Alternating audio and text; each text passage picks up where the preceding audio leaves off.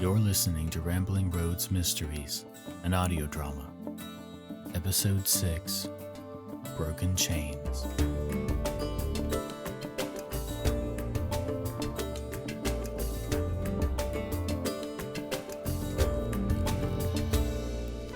I get closer.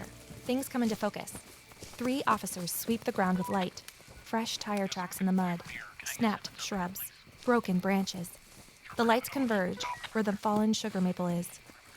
Except the tree isn't there. It's gone. Miss, this is an active scene. You can't be here. I'm a neighbor. I heard something going on, saw the lights from my window. What happened? Where's the tree that fell here? One of your neighbors called, said she heard noises that woke her up. She saw a truck towing a trailer out of the woods. It didn't look right, since there's no access road for vehicles. I knew they wouldn't just go away. Do you know something about this? She might. I turn. Detective Wu is standing there, holding a flashlight. Evelyn? Detective Wu, hi. Normally I wouldn't get called out for a missing tree at midnight. My patrol officers notified me as soon as they realized a significant tree was gone. They know I'm looking into timber poaching, but I didn't expect to see you here. I can explain. Please do. This is what's left of the sugar maple we told you about. The one with the stolen burls. Someone took it between 4:30 today, when I last saw it, and I guess whenever that neighbor called tonight. I thought the sugar maple had been dying for at least a year, that it had no market value anymore. The good burls were already taken, presumably sold, but the remains of the tree, burl scars, are still evidence. And now they've moved it. Didn't want anyone looking too closely, I bet. Who is they? Heritage Tree Services. How can you be so sure? Because I called them. I asked them to come out and assess the sugar maple. I hinted the wood had some value. I wanted to see who showed up. I thought if I talked to someone, got them on film, even stalled them, I could get you out here faster and deliver the poachers right to you. You set up a sting? We don't like citizens putting themselves at risk. Your office should have... The tree fell partly on my landlady's property. I was acting as a concerned resident. My colleagues had nothing to do with this. It's all me. Anyway, Heritage didn't show up when they said they would. They must have come after dark, knowing things are heating up, and... Are things heating up? You tell me. Have you been looking into Heritage or talking to the Hargraves about any contract work? I have been pursuing leads, but I don't report my every move. My concern is that you have also been pursuing leads, even though I asked you to step back. I've been checking on the sugar maple and other trees near my residence every day. That's not overstepping. Poachers have to be caught in the act. That's why I've been trying to get friends out in the woods to keep their eyes out. There's nothing wrong with encouraging people to pay more attention. That's true, and as a matter of fact, someone else is assisting us with that very endeavor. Hey, Trisha, can you come join us over here for a sec? A shadow steps out from behind the trees and steps into the light of Detective Wu's flashlight. I instantly recognize her. Evelyn, meet Agent Trisha Miller. She's with Mass Wildlife. Oh, Finley's owner. Hi. We've met. I didn't realize... You two have met? We've crossed paths. Evelyn's a dog whisperer. Finley adores her. Don't look so shocked, Evelyn. I told you I'd contact Mass Wildlife since they're more often out in the field. That's likely why you crossed paths so often. I've tried to get out here a lot. Ever since Detective Wu contacted me last Thursday, I've been keeping an eye out, walking Finley in the area. I've seen some things. Scrape tests on trunks, a few bogus hazard tree ribbons on healthy trees, even here in the lower Ashcroft Forest. I haven't caught anyone in the act yet, but I do think there are scouts in the area at the very least. I'm suspicious. I can't believe I thought you were a regular dog walker, but we were working on the same case. Wow. I can't believe I thought you were filming a movie by the maple tree today, and we were working on the same case. Ladies, as much as I'd love to chat, it's now after midnight. My partner's home with our baby. I've got my officers taking photos, and they'll take more in daylight to document damage. Trisha, have you found anything else I should know? 2 residents reported a quiet chainsaw sound, audible around 10 p.m. One resident recorded it on her phone. It wasn't a high-pitched whine, more a low hum, like a generator. That makes me think they used a chainsaw with an aftermarket muffler. Is that easy for someone to get? It's not something you'd pick up at Home Depot. They get sold to logging crews and arborists. My theory? A crew worked fast with a muffler-modded saw to cut the maple trunk into chunks, then loaded it into a truck and trailer. Then someone drove with the lights off, took down part of Paula Andrade's garden fence in the process, not to mention some of town-owned and resident-owned trees and shrubs. That's worth a few hundred in fines right there. Then they got stuck in the mud, right? Here's a tire rut. Correct. That's what woke up Paula, who then called the police. But by the time your patrol officers showed, the truck and trailer were gone, the tree was taken, and the damage was done. Thanks, Trisha. This is helpful. So my plan backfired.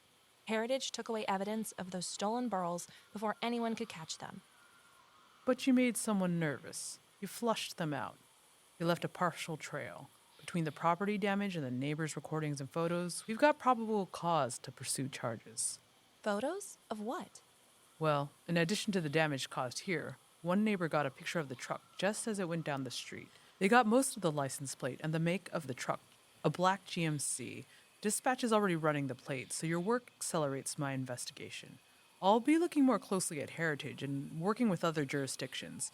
Meanwhile, I've got some officers canvassing the roads as we speak. Hopefully the crew hasn't gotten too far out of town. Evelyn, I just want to say, I wish more people in our community cared this much and realized that trees can be victims of crimes. But what about the Hargraves? Oh, they're quite concerned about poaching activity. No, I mean, shouldn't they be questioned too, since some of this stuff was going on in their woods? I heard a wood chipper near their yard last Thursday. The same day I found a stash of wood in the upper Ashcroft forest. I have pictures of that stash too. Well, before it got moved. If it's been moved, it's not evidence. Until we've got probable cause, the Hargraves are not suspects. But now Heritage is. But Evelyn, you've done important work, but we're going to take it from here. The police and mass wildlife. You can relax. I am the opposite of relaxed. Detective Wu strides off to talk to her team, leaving me in darkness, except for the light of my phone. I sink to my knees and put my hands in the dirt where the sugar maple once lay. I let dirt and dried leaves run through my fingers. Maybe Avery's vibe sensing has rubbed off on me, or maybe it's the voice of Eleanor Hargrave from my dream, but I feel the tree's presence, and I feel something like grief. Hey, Evelyn, you okay? No, I'm shocked and sad and angry. I'm mad that I missed catching whoever did this, but also, that was an incredible tree, even lying on the ground. I was sad when it fell, and now I'm sad it's not here. I'm upset too. It would have been nice to keep it here. It would have nourished the forest floor and sustained life. Really? We actually recommend not removing fallen trees from the forest unless they present a hazard. They do so much to help forest health. They feed insects, which feed birds. They create fungi and bacteria as they decompose. They offer habitat to wildlife. The maple had a lot left to give. What a huge loss. Well, I guess I better get home. What is this in the dirt? Can you shine your flashlight over here? Sure. Did you lose something? No, I think I found something. Wow, look at this. Shine the light here. It's a broken chainsaw link. What would make a chain break? A muffled chainsaw cuts slower, so crews have to push harder. That strains the chain. Links can snap. You can get multiple breaks on rushed jobs. I've seen one of these just like it in the Hargrave Woods. Really? If we have two broken chain segments from two different sites, maybe we can show the same equipment was used in both places. Exactly. A broken chain link is like a fingerprint. Combine that with the muffler mod chainsaw sound, I might be able to narrow down the brand and model. Then I can see if Heritage has these in their inventory, check them against the pitch and drive link profile. I'll take this broken chain to Wu now and get it bagged and logged as evidence. What happened to the one you found? My colleague, Walt, took it for recycling, but I bet he kept it. We weren't thinking it was a crime scene when we found it. I know Walt. I bet he held on to it. He's thoughtful. Did you know he hides pruning tools in the woods for his army of trail volunteers? So they can fix stuff if they happen to be out and about? I did not know that. Walt has his own reasons for doing things. If he's held on to the broken chain, he must have a reason. But get it to me tomorrow if you can. The sooner we have both pieces, the sooner we can try to link everything up. It was hard to go back to the carriage house and sleep.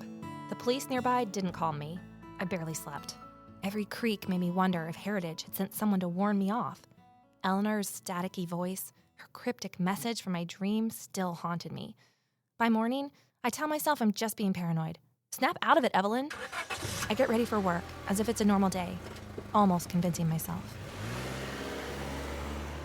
Until I pull out of the driveway, into the quiet street, and notice headlights in my mirror. Brights.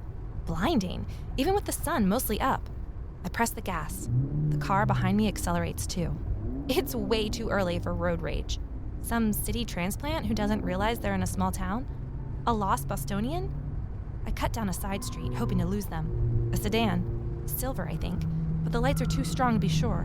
I swerve, nearly clipping the curb. They're tailing me! Why else take this dead-end street? I speed up. They do too. My pulse spikes. This is not normal. It's barely 8 a.m. My hands shake on the wheel. I swerve back toward the main drag, praying for traffic so I can lose this creep. Gone. For now. What was that? Harassment? A warning? Poachers? The threat note writer? The map thief? All of the above? I yank the wheel, pull into Colonial Coffee, heart hammering. Trying to steady my breath. I grab my phone, scrolling for news. Maybe the poachers were caught with the 8-ball. Maybe there was a chase, an arrest. Nothing made the Boston Globe, and the Turner's Grove Tribune is just bake sales, lost cat notices, and youth soccer scores. Not even a mention of the scene in the woods last night. Did I dream all of that too? Maybe I'm still dreaming. Walt. He's waiting inside Colonial Coffee for our planned pre-work meeting. Now I'm late. I'm so glad to see Walt. He's waiting for me at the same table where I sat with Jordan last week. 2 cups of coffee already waiting. Thanks for meeting me so early. I wanted to buy your coffee. Let me. Don't worry about it. Pretty fancy menu here. What is revolutionary rooibos? Strong tea, I think. Well, you can't go wrong with black coffee. Want both? You look like you didn't sleep. Not much. Quite a night. And quite a weekend. Let me bring you up to speed. Over coffee, I tell Walt about the dinner with Layla, the Hargraves, and Victoria Carrington. I describe the sugar maple sting, Detective Wu's warning, and Tricia Miller's request for the broken chain. Through it all, Walt just listens, calm and steady as always. So Walt, do you still have that chain link? It's a small thing, but it might be a big piece of the puzzle. I never throw anything out. We don't need more stuff in landfills. So yes, it's bagged and in my desk drawer. I'll get it to Tricia today. Oh, thank you. But I'm curious. Why didn't you hand it over earlier? I thought it might mean something, but I wasn't sure. And I didn't want to stir up trouble with the Hargraves. But I can tell that's not the only thing on your mind. I'm being stalked. Followed? By who? A car followed close behind me this morning on my way here. Too close. Almost ran me off the road. Make? Plates? Driver? They had their brights on. I couldn't get a good look, except it was a silver sedan. I know that's not much to go on. I also might have been sort of blinded by fear, especially with the threat note and Heritage probably being mad that I tried to trap them and... Wait, threat note? It was left on my door last week. It said, "Watch your step. You're on the wrong path." Creepiest part was how vague it was. And you didn't tell anyone? I was scared. I thought I might get blamed for overstepping. Still, police should know. Maybe it's happening to other people. Let's just say, thanks to some stuff that's happened to me, I haven't always trusted police. Fair enough. So you didn't report the note? Right. I thought maybe the note was from the same person who took the map with the clues out of my car. That happened the same day I went to the Hargraves' house on my own. If I'd just locked my car or taken the map to the meeting... I took it. You... what? The map. From your car. I'm so sorry. I hoped you'd think you misplaced it. I don't understand. I didn't mean to scare you. I was doing my own solo recon in the Hargrave Woods, looking for more stumps and clues. I said I was going to a wetlands assessment, but I wasn't. I parked up the street and went on foot, and then I saw your car. Figured you must be inside asking questions. You beat me to it. I saw the work file, the map on top.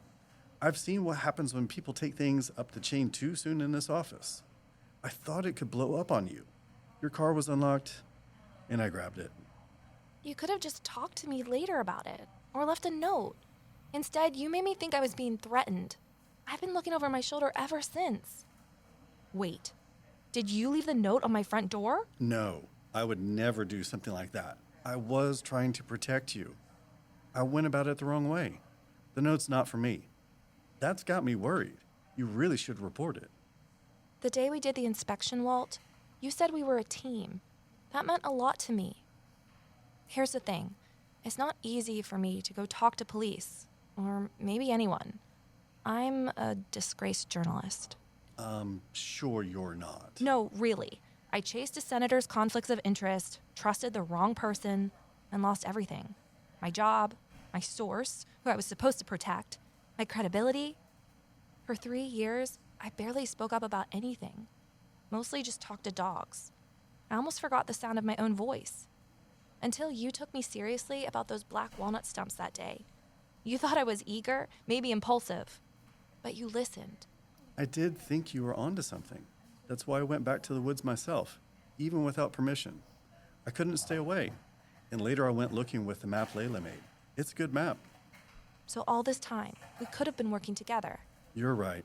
We should have been working together. All of us. Miriam, Layla. We're all chasing leads, solo, and telling each other only parts of the story. That's not how we'll stop whoever's taking our trees. Then maybe we start with us. Right here, right now. From now on. Clear communication. Agreed. And whatever Miriam has to say at the 9 a.m. meeting she's called, we'll face it together. There's one more thing. But you'll think I'm crazy. I doubt that. Try me. I lit a candle from the hollow tree shop, and I dreamed about Eleanor Hargrave. She told me secrets were hidden in the woods, in a hollow tree. Not crazy. Eleanor always said the wood had secrets. And when Alex was little, she'd hide candy and toys for him to hunt for, in and around the trees. Wild thought. Do you think Eleanor might have left something in a hollow tree all these years? Not a toy for her grandson, but something important? Maybe something related to the tree poaching business. You said she used to walk at night, sundowning. Could she have thought she was back in time, hiding stuff for little Alex? It's an interesting thought, but let's not go poking around on her own anymore. Woo's got heritage in her sights, and Trish is tracking the chainsaw evidence. Our job is keeping an eye on the Hargraves. Quietly. Right now, we'd better get to Miriam's meeting. Layla's going to tell her about Victoria Carrington's offer. I'll cover the sting and last night, unless Detective Wu beat me to it. You'll talk about chainsaw clues. For once, we actually have a plan. We do. But knowing Miriam, things could still get bumpy. Buckle up.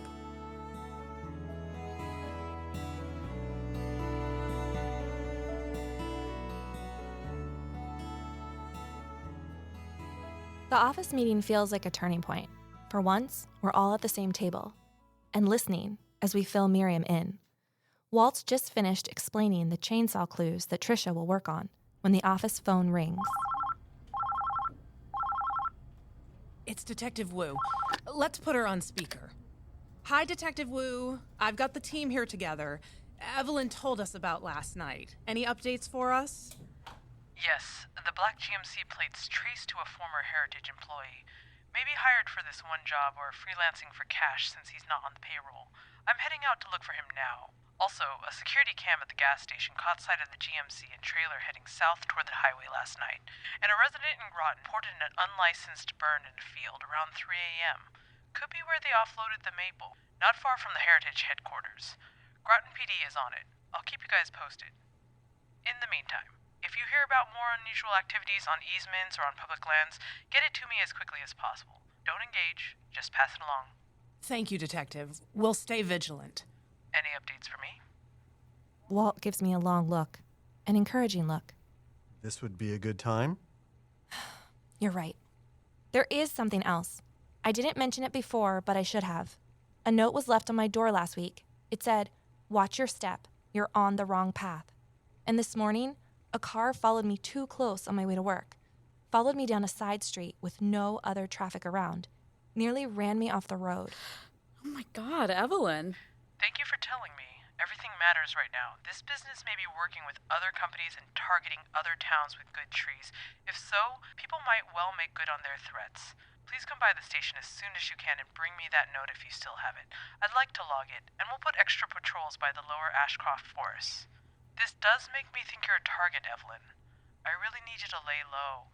Please don't go knocking on doors or walking into the woods alone. After Detective Wu's call, Miriam is quiet, looking at her notes. Finally, she speaks. I admit, the timber poaching is bigger than I thought. I've been so focused on Maple Junction, I had tunnel vision. And I underestimated us. We've got a lot of skills in this room. I could do a better job leveraging them. Thanks, Miriam. That means a lot. We're a small team, but mighty. Maybe there's still more we can do to help, even if Detective Wu and Agent Miller are taking the lead. I can have our volunteer trail stewards spread out more and take longer shifts. That's an excellent idea, Walt. We're sending out roots and branches this week. I did notice we have almost 1,000 subscribers to the newsletter. It's not a lot, but it's not nothing. What if we added a piece that raises awareness of the problem without naming any names? That's interesting. Go on. Maybe we call it something like, what to ask before you hire a tree crew. Too many people hire contractors blindly. We should help people know when tree work is really needed and what they're agreeing to. I like it, Evelyn. It's not hard-hitting journalism, but it's timely advice. Keep it practical. No names. The last thing we need is the Hargraves accusing us of a smear campaign or Heritage lawyering up. Understood. Meanwhile, Miriam, how worried should we be about Victoria Carrington's interest in acquiring the Hargrave Woods? I think we should be aware, but not panicked. I'll make some calls. If Alex sells, we'll make sure the easement still has teeth. For now, the poaching stays our focus. I finished the meeting feeling better about my job. Like my voice finally matters. But Eleanor Hargrave's voice still lingers, as does Walt's story about her hiding things in the woods. What else might Eleanor have hidden? And how much do Alex and Megan really know?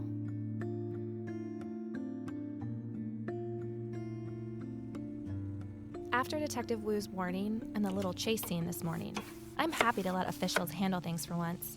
I'm looking forward to a quiet evening, vegetable bean soup for dinner. I called Jordan to update him about recent events. No answer. No surprise. Kid, ex, birds. He's busy. I leave a quick message with the basics, all business, though I leave out Eleanor's ghost, which I can't really explain. Then I call Theo, and he picks up on the first ring. I tell him what's been happening, again leaving out the ghost, and I end with a warning of my own. Hold off on tours in the forest for now. It doesn't feel safe. But we already put a teaser out on social media. Patriots and Poachers is scheduled to launch next week. We already have 5 reservations. Besides, I thought our tours were part of the plan, to discourage poachers. I know, but the thing with the silver car this morning was scary. Maybe just hold off until Detective Wu has a better handle on things. Are you alone in the carriage house now? Yes, but the handyman's coming this evening with the new door and a deadbolt. Between that and the increased patrols Detective Wu promised, I feel okay here now. Oh, that must be the handyman. I've got to go. Talk to you later. Coming! Megan, what a surprise. It's an ambush, I know. I'm sorry? You had said I might come to the inside of the carriage house? I drove the gymnastics carpool this evening, and another mom said they could do pickup.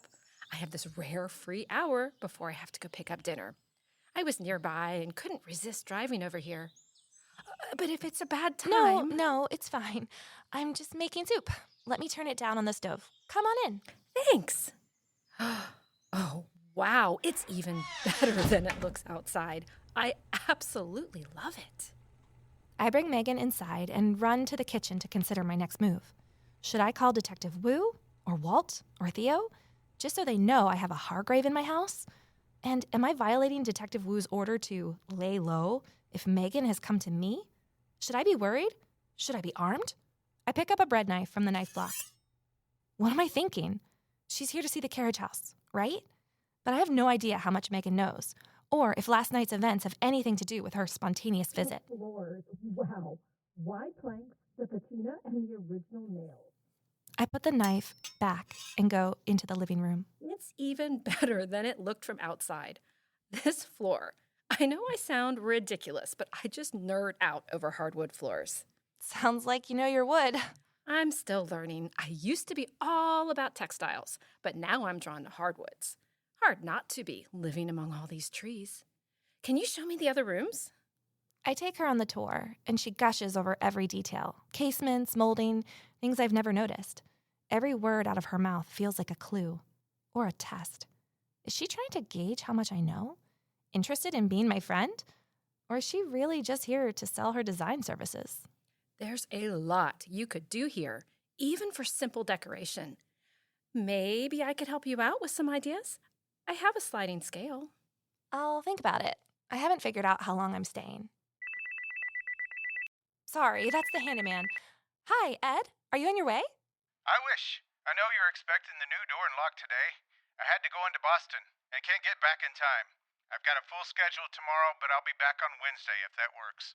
I guess it'll have to. Thanks for the update. I'll see you then. New door? What's wrong with the original one? Wood rot. What a shame. It's gorgeous. It's more the frame than the door. I can see the decay has messed up the lock. Wow. Good thing we live in a safe town, right? Uh-huh. The door could make a great desktop. Don't toss it. Someone would buy it? Yeah, me. I love reclaimed wood. Let me know if your landlady might sell it. Oh, and have you mentioned to her that I do historic renos? I am booking clients into June. I've been a little busy, but I'll mention it. You know, I came to see you guys before on official business with my job, and I didn't mean to sound accusatory or anything. I hope you didn't get that impression. Oh, no worries. I felt badly that we couldn't find more paperwork. Everything's such a mess. What else are you missing? Oh my gosh, how much time do you have? Long story, but she had some paperwork in process for her estate planning, stuff she was supposed to sign, give to her attorney. Yikes. What kind of paperwork? I don't know the specifics. Alex is handling all of that. I get the venting at dinner about all the disasters. Honestly, that's why I'm out this evening. I just need a break. It's a lot. He's a lot. It's such a big place to manage, too, all that land. I don't know how you guys do it. I'd like to do better. Eleanor loved it. I always wished I got to know her better before she got sick. She and Alex weren't very close. He said she was stuck in the past. Aren't all grandparents? I thought that was a little harsh. And our kids never really got the chance to know their great-grandma. Anyway, I'm cautious about changes because I don't just want to erase her, you know? That's nice. Hey, I thought I heard a wood chipper out your way last Thursday. Wondered if you were doing some improvements. Oh, we took out a few scrappy Norway maples near the driveway. Not on the easement, don't you worry, since we want to switch from gravel to asphalt. Oh, which crew did you use? I'm looking for good ones to add to our upcoming newsletter. Arbor experts? Not Heritage? No. Eleanor had used Heritage, but I don't like them.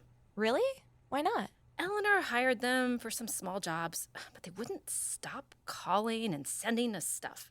Pushy. Plus, I thought we needed a fresh start. We don't work with Heritage. At all. Got it. Am I imagining, or does she sound defensive? Maybe this is what she's really here to convey. A gentler way of telling me, and my office, and Detective Wu to back off. It's nice you're honoring the land as much as you can for Eleanor, though. Yeah, we might put a pool in where the kitchen garden is, but otherwise no big changes. Really? Not even clearing a few trees to let in more light? How did you know we were thinking of that? Oh, I must have heard it somewhere. Small town. Gossip. Small town.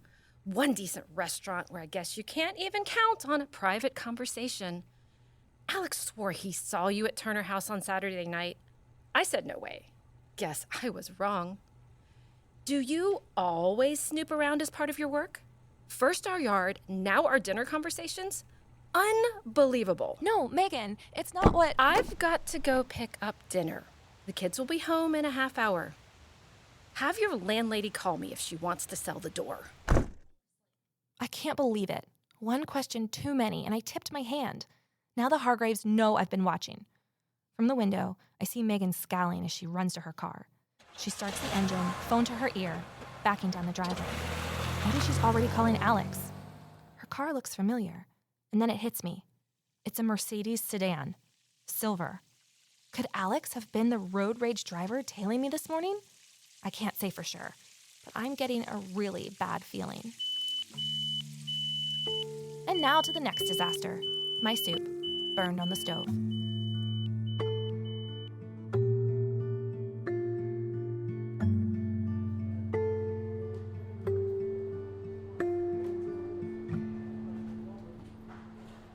Bright and early, I head to the Turner's Grove police station with the threat note in hand. Maybe it's a long shot. They can lift prints or trace the ink. It's a small-town PD with limited resources. But Detective Wu did ask me to drop it off. And I want to talk about Megan and Alex. They know something. Megan's visit was too strange. The timing, the questions she asked me, and the way she left. Morning, can I help you? I'm here to see Detective Wu. Is she expecting you? I don't have an appointment, but she asked me to bring something in. She should be here any minute. Have a seat. I grip the note to keep from biting my nails. The note's what got me in the door, but it's not the only reason I'm here. I rehearse in my head what I want to say. Talking to the police is a big deal for me.